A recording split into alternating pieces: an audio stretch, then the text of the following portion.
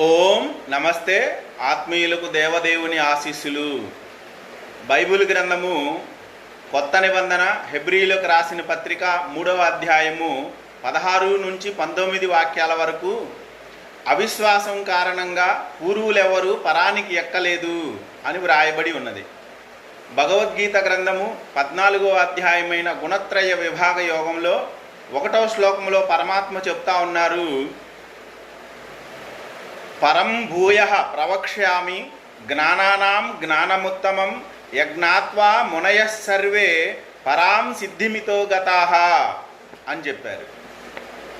ఏ జ్ఞానాన్ని తెలుసుకొని అయితే పూర్వులైన మహర్షులు అందరూ కూడా సర్వే మునయః అందరూ మునులు కూడా మోక్షాన్ని పొందారు, ఆ శ్రేష్టమైన జ్ఞానాన్ని నీకు మరలా చెబుతున్నాను అని తెలియజేశాడు.